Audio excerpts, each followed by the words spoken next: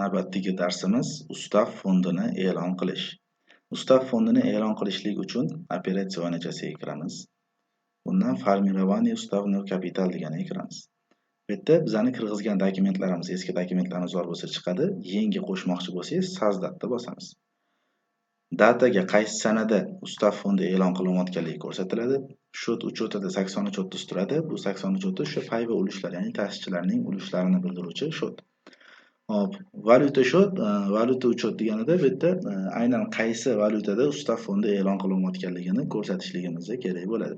O'zbekiston valyutasi so'm bo'lganligi uchun so'mni tanlaymiz. Добавить bosamiz va учредитель degan joyda bu yerda oxirgi foydalangan учредитель kontragentlarimiz ko'rinadi. Показать всeni bossak hamma kontragentlarimiz umumiy bizga ko'rsatib berishi mumkin. Agar bizga kerakli учредитель bu yerda bor bo'ladigan bo'lsa tanlaymiz. Yangisini qo'shmoqchi bo'lsak plyusni bosamiz.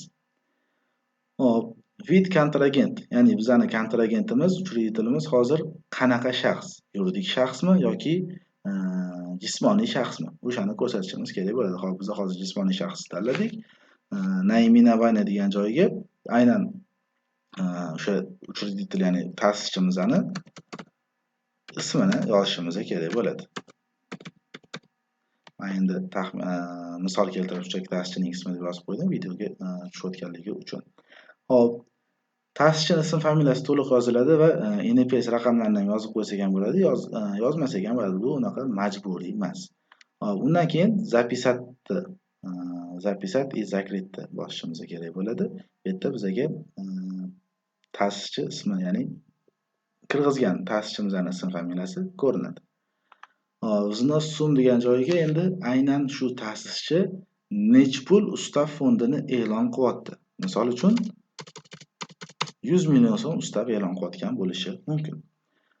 Hop, agar biz valyuta kirgizgan bo'lganimizda bu yerda valyuta kursini ham ko'rsatib, bu yerda umumiy shu qancha valyutada, misol uchun dollarda bo'lsa necha dollar kiritayotganligini ko'rsatib, valyuta kursini ko'rsatib o'tishligimiz ham mumkin bo'ladi. Shu uchun joy qoldirilgan. Hop, agar yana bitta ta'sischi, ya'ni ta'sischilar soni bir nechta bo'ladigan bo'lsa, добавить bosib, shu tarzda ta'sischilarning ketma-ketligida ism familiyasini kirgizib, aynan o'sha ta'sischi necha pul e'lon qilayotganligini ko'rsatib boraverishimiz mumkin bo'ladi. Kerak emas qatori удалить bosib olib tashlasak ham bo'ladi. Hop, shot Rashotov degan joyda 46 shot ko'rindi. Bu aynan ta'sischining qarzi. Ustav kapitali oldidagi ta'sischilarning ulushlari bo'yicha qarzi shoti.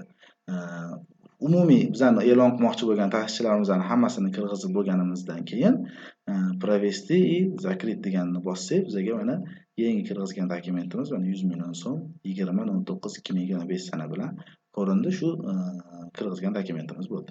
Endi buni qanaqa provodga berayotganligini ko'rmoqchi bo'lsak, bu yerda mana aynan o'sha dokumentni tanlab turib, debit kreditni bossak, bizga aynan qanaqa provodga berayotganligi, ya'ni debit tarafda qaysi shot, kredit tarafda qaysi shotligi va uni summasini ko'rsatib beradi.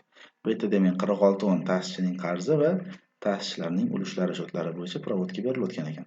83.30 ya'ni ta'sischilarning ulushlari kredit tarafda, 46 ya'ni ta'sischilarning ulushlari bo'yicha qarzlari debit tarafda paydo bo'lar ekan.